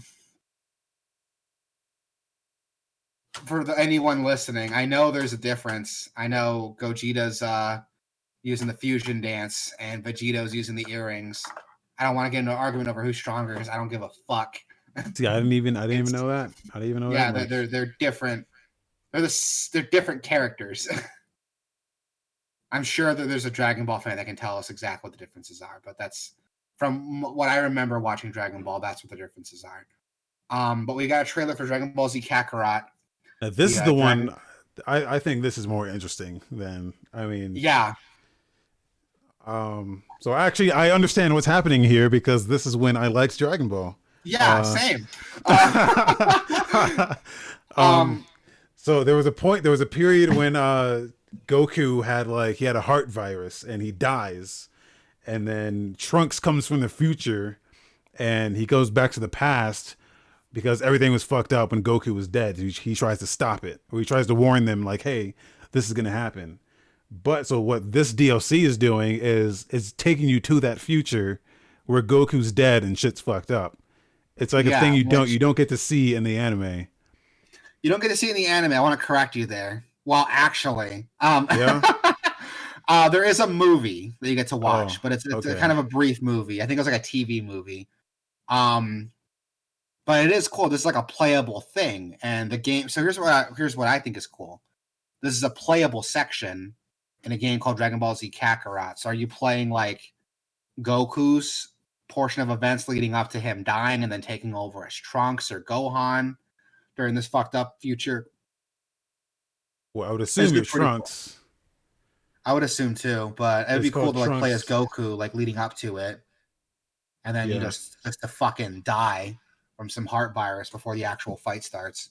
Um, Kakarot was an okay game. I enjoyed. yeah, It's probably the best Dragon Ball Z game. That's not I don't saying much know. because they're all Dragon Ball trash. Z Sagas was really good. No, I it don't know wasn't. It was a what fucking is that. garbage game. It was a garbage game. It was fucking awful. Dragon Ball Z Sagas actually did have a playable. This section was actually playable in Dragon Ball Z Sagas. uh, And it's pretty bad. It's a pretty bad game. Are you looking it up right now? no, I'm not. It's a pretty bad game, but this looks cool. I haven't played Dragon Ball Z Kakarot yet. It looks neat though. I might pick it up. It only goes up to like some of the older Dragon Ball Z stuff, right? It doesn't go up like to Super. So it I actually don't. Yeah, I don't think it does. But it's like the what it does cover. It covers like pretty much every fucking minuscule thing that happens in Dragon Ball Z. It's like it's really cool, and even like some of the Dragon Ball stuff as well. Like characters would come in, like Emperor Pilaf is in it in the beginning. Uh, it's like it's really cool. It is really cool. I like that. I like that a lot. Why aren't more people talking about this game? Well, the game's not. I've been told the game's not that great, but it's the It's best Dragon not. Ball. It's not phenomenal, but like in my opinion, of all the trash Dragon Ball games that exist, this is one of the good ones. And here's a flashback to a conversation we had. We have We Were Here Forever, which is a new game in the long series of cooperative puzzle games. We Were Here. Yeah. This looks weird as shit. I don't know what I'm looking at. But from what I've read, the other We Were Here games are kind of mindfucky. So this is par for the course when it comes to these types of games. Yeah. And yeah, I haven't gotten to play them yet, but like I want to, because it's the exact kind of game that I like, where it's just like, it's like a cooperative puzzle game, but you're each solving different puzzles, trying to help each other solve their puzzle. And you get walkie talkies too. It's like you have to talk over the walkie talkie as well, and say, "Hey, I see a blue X and a red 3. What do you see?" And then I have a button over here that has a crow and a wolf on it, and then you have to tell me what you see over there. And it's like it's interesting. Yeah. I think they're finally coming to console now. They've been on Steam for a while, but they're finally coming to console, and I think that's why all these like people are talking about them now, because it's more widespread on console now. So, but yeah, no date on this. Just they just announced it for PC, PS4 and 5, Series XS, and Xbox One. So yeah, they're finally coming to console. So that's the big thing about that. And then Turbo Kid. Now this, I like to end these with like a big like, where did this fucking come from? Or like, what the fuck is this? There's like a game called, okay, so they announced this game, Turbo Kid, the video game, and it's coming out next year, but it's based on a 2015 film called Turbo Kid.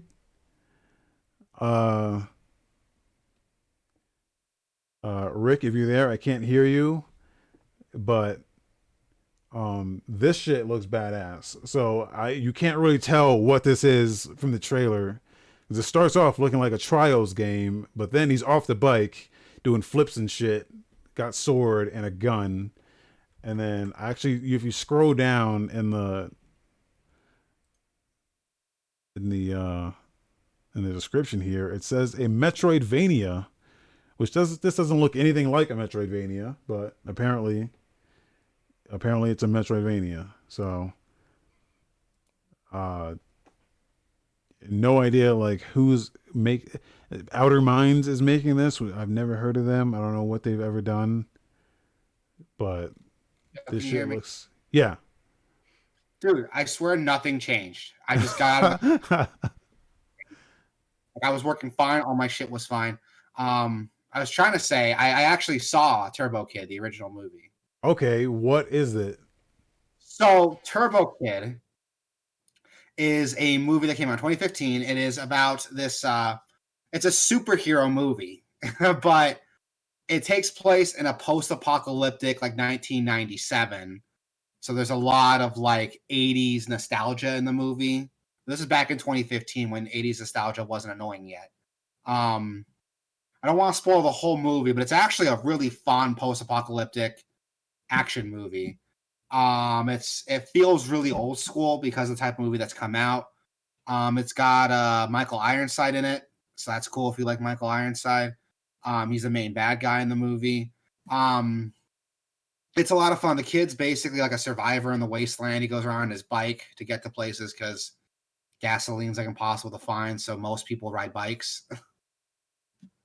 And I'm not gonna spoil it, but he finds some cool shit, and he finds this robot girl that helps him out through the apocalypse. It's really fun. I like the movie a lot. It's If you can find it, I think it's on like most streaming platforms now. But I was reading more about the game, and it's like a Metroidvania. Yeah. And it's so weird that like I don't my theory is that they're releasing a game now because a sequel might be coming out later. That's my theory. You know, if not, why else release a game 5 years after the movie came out? You know, Yeah. Makes sense. but that's my theory. But it's a fun game, though. It's a fun movie. The game looks dope. I love me some Metroidvanias, even though I hate that term. But this looks really cool, man. I'm into it. Yeah. It's still a ways away. It's a 2022. They're saying so. It is a ways away, but it looks dope. And I don't know where the fuck this came from, but I'm happy it's here, dude. Yeah, I like to like end these with like I always put the last one as like something fucking crazy, and I don't, yeah, this just came out of nowhere. Yeah, dude, it's dope. I did hear rumors that there was a sequel coming out, but nothing was confirmed yet. So that just adds more credence to my idea that this video game is like to get people hyped for a sequel. Yeah. But it looks cool. It looks cool. I'm into it. I can't wait till it comes out. I'm probably gonna pick it up. Um, and some new releases. We have March 16th. We have Kingdom of Amalur: Re-Reckoning coming out on the Switch, which eh, Kingdom of Amalur is Yeah. okay. I feel like the Re-Reckoning didn't really do anything for the game. This will be the first time the game is playable on Switch, though, so that'll be cool to see. It's gonna cost you more, I bet, but we also got Mundon. Is that how you pronounce it? It's a first-person horror game. Um, what's cool though is that everything is handcrafted in this like pencil style, like weird pencil shading style. It looks really cool, and it's set to come out March 16th as well. I just don't know anything about it. I've never heard of this game until the show, but it looks interesting. It looks like, God, it kind of reminds me of like Amnesia, but with a better art style. Yeah. Controversial opinion, I know, but With more actually, interesting no. art I'm gonna style. say it. Amnesia sucks. I'm gonna there. I said it. Amnesia sucks. But this looks really cool. I'm into this. I really like the way this looks, just because the art style. Good art style goes a long way with me. Yeah. I'm a slut for art styles, dude. It almost Um, reminds me of if you ever played the Magic Circle, uh, which no one's ever played, but fucking never heard of it. I played it. It's like a narrative like puzzle there's no platform. It's like a Oh, I narrative have puzzle heard game. about this one. I remember when it came out, Steam was like promoting it quite a bit. I've heard of this Yeah, one. it's got some really good voice actors in it as well. Yeah, The guy that voices Venture, Doctor Venture, is in it. Ashley yeah, Birch is in it. yeah. That's where I heard about it from Ashley Birch. I think she was promoting it on like her Twitter or something, and Steam Yeah, was like pushing it. but the way that game looks is like a harsher version of this. Yeah. Um, it kind of reminds me of what was that fucking game? That mystery game, the Obra Dinn, the Return of the Obra Oh Dinn. yeah, It kind of reminds me of that, but instead of being like an ASCII style, it's in like this pencil shading style, which is still cool. I'm interested in it. It comes out March 16th, so go check it out. We have RBI Baseball 21 coming out. So where did this come from? Because RBI Baseball was like an old like baseball series from forever ago, and I feel like just the last couple years it got a release on modern consoles, and now it's like a franchise. you already know more about it than I do. Well, there we I go have then. no idea. Well, there we go then. We have RBI Baseball coming out March 16th. It's I a thought it new was one of baseball those game. like I thought it was one of those like management fucking like Sims, but no, this is a real baseball game. Yeah, it's a baseball game. It is a you are playing baseball in this game. Um, It looks cool. I mean, I'm not a baseball fan, but if you are a baseball fan, there you go. Well, that's not true. I like watching. I think we talked about this. I think this conversation is going word for word the last time we fucking talked about RBL Baseball 20. Um, but I like watching baseball games at a park, but I don't like watching it at home. You know what I mean? Yo, you there? Okay, I think Wasabi's dropped out of the call or something. Maybe he's having the same issues I'm having. Try ending the call and joining back in again. That's what will fix it for me. Unless I can't hear you and you can hear everything I'm saying. God damn it, what is going on? I have the Twitch chat up.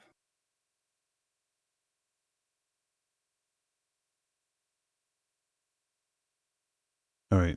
No, my bad. I just had to mute for a second.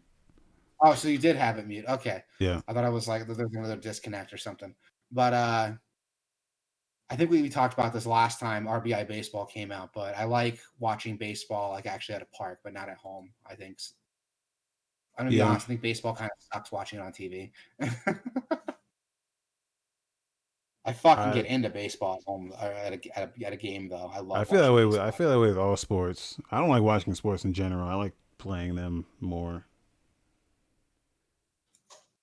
So I don't even like playing them. Oh, wow. It's like just baseball for me. I don't know what it is, dude. I like watching baseball games. I don't know what it is. I can go out, I can drive to Phoenix, watch a game at the stadium we have there, and like drive all the way back home and not feel like I wasted my day. Like I'll actually have a fun time doing it. Um, but yeah, there we go. RBI Baseball 21 is coming out March 16th. We also have Samurai Showdown coming out on the Xbox Series X, which I am really excited for because I don't know if you remember, but it was announced that the game would be getting 120 FPS on the Xbox Series X, Yeah. which is fucking crazy to me because those of you who don't play Samurai Showdown, it is not a traditional fighting game. It looks very traditional because it's 2D, but the big gimmick of the game is that attacks hit really hard. So you're not going to see these like long combo strings. A good part of the game is acting and reacting to what your opponent does, waiting for your opponent to slip up and then punishing them with a very heavy amount of damage or with a super move. Um, and to play the game at 120 FPS, that just gives you more frames to react with. The combat's going to be a lot tighter. If any fighting game is going to get 120 FPS boost, I'm glad it's this one. It's going to impact the gameplay a lot more than any other fighting game. All right. I'm curious to see the numbers on people who have the hardware uh for that. Well, But it's coming. I haven't heard about it for PC, but I know on Xbox Series X is when they announced it was getting 120 FPS update. So if yeah. you have an Xbox Series X, you can do it. But you're right, you do need the hardware. I mean, most TVs, if your TV is only hitting 60 hertz, like you're not going to get that out of it. Um, but this is cool, dude. I love Samurai Showdown. That was a game I played quite a bit ago. I played all the older games and I played the newer one. I like it a lot. I really want to see what 120 FPS gameplay looks like, but I don't have any equipment that can support it. So I'd have to update my monitors to see what a match looks like. Yeah. I'm coming up on getting a new TV here pretty soon cuz mine is starting to what my good HDMI port is dying. Well, it's like already dead. I love the way you just described like everything that's wrong with your TV right now.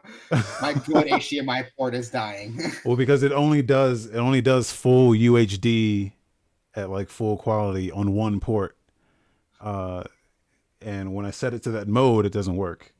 So I have to run it at like not full UHD, like full color and full HDR and shit like that. Like none of that works. Oh, it's so shitty. Yeah. That's so annoying. Yeah, It, it's starting to get just stopped. It just stopped working like a week or two ago.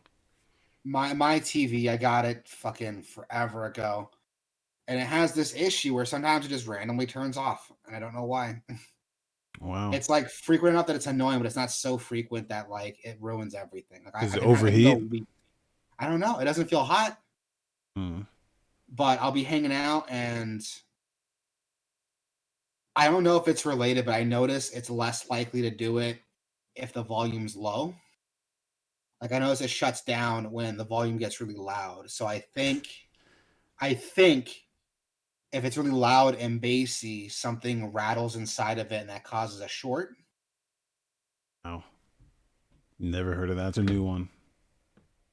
But there's also moments where like it shuts down and it shuts back, it turns on and shuts off and turns on and shuts off like on its own, like it's fucking possessed. But again, it doesn't do it all the time. It can go like months and then it won't do it, and then it'll just do it out of random, and I unplug it, plug it back in, and it works fine. So I don't know, man. I'll record it one day and show you. It's a fucking trip, but it's fucking weird. So I gotta get a new TV too. Maybe upgrade my monitor while I'm at. I just gotta buy more shit. Still want to spend money. Yeah. Um, The stimulus coming in. I know. I'm using that stimmy to go to Alaska though. My sister-in-law is getting married, so my Nice. wife and I are gonna head over there to visit. Never been to Alaska, but my brother-in-law tells me the food game there is like great, so I'm excited to try out all this Alaskan cuisine. I'm gonna fucking eat some Alaskan fish. Hopefully, eat a moose. They sell moose there. I want to eat a moose. Never eaten a moose before. It'll be cool. Um, we also got a new trailer for a new game. Well, a new announcement, I should say. It's releasing March 16th. Saviors of Sapphire Wings and Stranger of Sword City Revisited. I actually know a little bit about this. I've never heard of Saviors of Sapphire Wings, but Stranger of Sword City was a PS Vita exclusive fucking forever ago when the Vita was still a thing. It's a So yeah. Saviors of Sapphire was a Xbox 360 exclusive. Oh, So I think that's where that comes. I guess. okay. From what I remember, I don't know about Savior of Sapphire Wings, but Stranger of Sword City was a so I was wrong. It came out on the Xbox 360 Okay. in Japan, but it came out in the Yeah. United States on Vita. So as far as we know it as Westerners, it was a Vita exclusive when it first released. Um, but if I remember correctly, the game's like a dungeon crawler, kind of like Etrian Odyssey, if I remember correctly. So, What the tag says: dungeon crawler, exploration, RPG, anime. um, it's anime as fuck. It looks interesting. I like the art style for the game. It looks interesting, but I don't know. I don't know if I'm into it. Well, dungeon crawlers are like so like this better be like no more than $20. Yeah, Dungeon there's only like crawlers. dungeon crawlers are kind of hit and miss with me. Like, Well, this specific kind of dungeon crawler where it's just like you know when it's like a game out of like 1990. if you want a cool dungeon crawler, kind of a side note here, have you heard of a Fight Night yet? No. I'm putting it in the stream chat right here. So, Fight Night is a first-person dungeon crawling beat 'em up, Oh, and it looks fucking dope. going Play on the that wish trailer really list. quick. Yeah, check it out, dude. It looks. I heard about this game years ago, and I don't know where the fuck it is, where it's at now. I heard it announced years ago, and I don't know what they're on with it. I haven't looked into it in a while, but check this game out, dude. It looks cool as shit. This looks awesome. Yep. Right? Right? Why has no one done this before? Well, here you go. Someone's doing it. Yeah. When I say years ago, I think like the first time I heard about this game was like 2018, 2017. No info on the page. Huh. Yeah, dude. There's like nothing. They had a website where you can play a demo. Let me see if it's still up.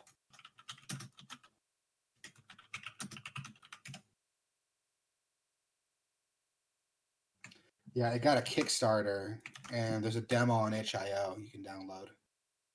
So if you want to check it out later, maybe play on the stream, that'd be cool. I did play it, and it's fucking dope as shit. It is a lot of fun. It is as fun as it looks. So check that out if you want to play a good dungeon crawler. We also got a Stubbs a Zombie, Rebel Without a Pulse, which, I mean, that game came out forever ago. And from what I've been told, it's not like a remaster. It's the same game, right? Yeah, it's just that game. So, I mean, if you've never played it before, I've never played it. it's a This good will be game. something to try. It's very much a game of its time. So, which was 2005. Yeah. I've heard good things about it. It was kind of a sleeper. Not even a sleeper hit. It was like a cult classic that came out. From what I've been told, didn't do that well, but people loved it. The people who did play it. So this would be cool. Hopefully, if this does well, make it a sequel or a proper remaster. That'd be cool to see. March 17th, we have The Light coming out, which is a remake. I've never heard of this game before. What is this? So it started out as called In the Rays of the Light. Now it's getting re-released on consoles as just The Light remake,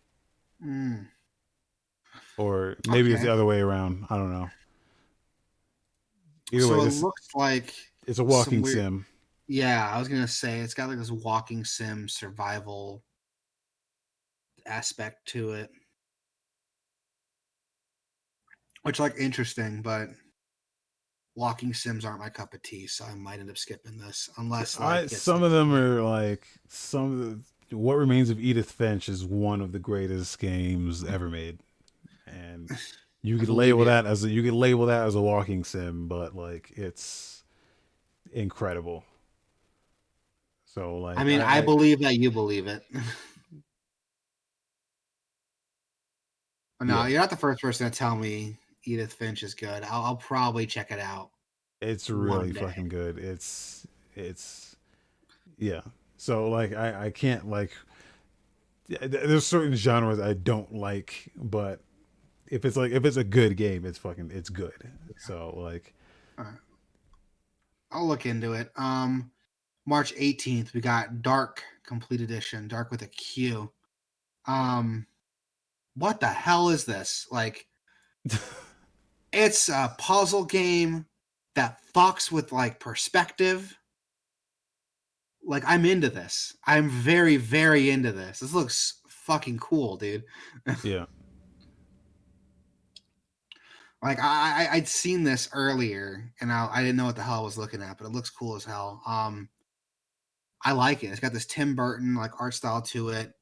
It's got this weird surrealist, like kind of avant-garde filmmaking quality to it. That's a really pretentious way of saying it's a mind fuck. Um, Yeah, it looks like a stop motion animation kind of yeah, like Coraline or something like that. yeah, with like this really weird, like surrealist style to it. I got Yeah. a buddy who's a film student, so a lot of his pretentiousness kind of rubbed off on me. Um, but no, this looks cool, dude. Like I'm into this. I'm really, really into this. It's a complete edition. So has this game come out before in like parts? I've never heard of this. Well, it's out on Switch now, or it's out on. It's going to be releasing on Switch March 18th, but it's been out on Steam. I've never heard of this game. Yeah. Like that's going on the wish list. It looks cool. That's all I can say. It looks cool. I'm excited. I want to play this game. Go check it out. Um, Less excited. We got Marvel Avengers coming out on the PS5 and Xbox Series X March Yeah. 18th. Um, Next. yeah, next. There's nothing else I can say about this. I was gonna make a joke, but it's not even worth the joke. The game is the joke. It's the joke and the punchline. Um, we have Can't Drive This coming out on PC, Switch, PS4, PS5, Xbox One, and Series X. So this game looks really cool. It's Yes, it basically does.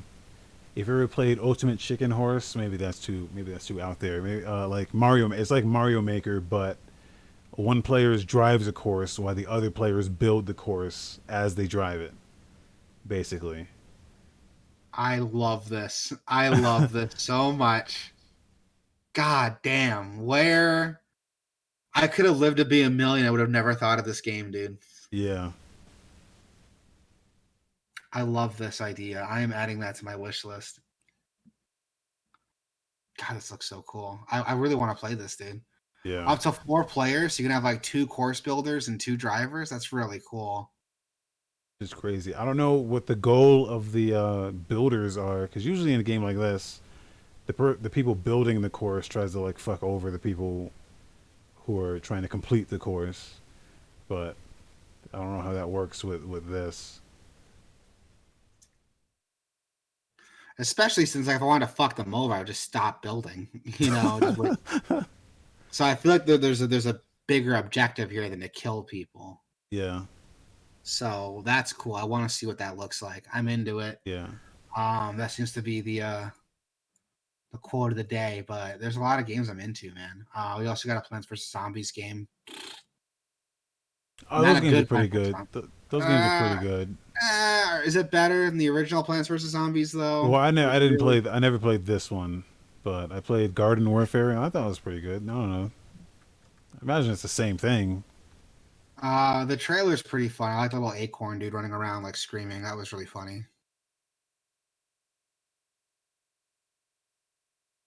I don't know. I never played this one, but Garden Warfare was great. This seems like more of that.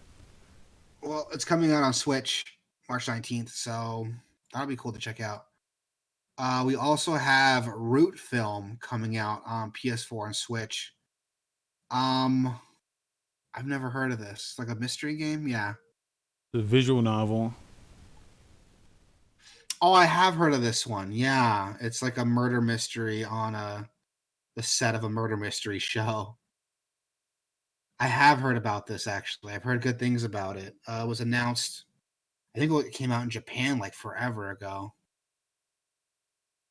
Looks like it's like a limited release here on PS4 and Switch. I've actually heard some good things about this. I'm not a big fan of like visual novels, but this looks really cool. Yeah. And that's everything. That's the show, everybody. I thought we had more stuff to show off. Wait. Sweet, this was fun. Wasabi, where can the people find you? Find us and all our content at Gameoverse.com. Gameoverse.com/Twitch. Gameoverse.com/YouTube. Gameoverse.com/Discord. Jump in the chat. Get in there. Talk to us. We talk back. Always talking about random stuff. So like, join us. Yeah. I'm gonna be playing more. One of these days, I'm gonna be playing more Loop Hero. There you go. It's a good game to just sit down and just chat to people with. There's not a lot going on, so yeah. This is fun though. Thanks. This is fun. I look forward to this shit every week. So come back next week. yeah, that's gonna do it. Thanks. Yep. Thank you.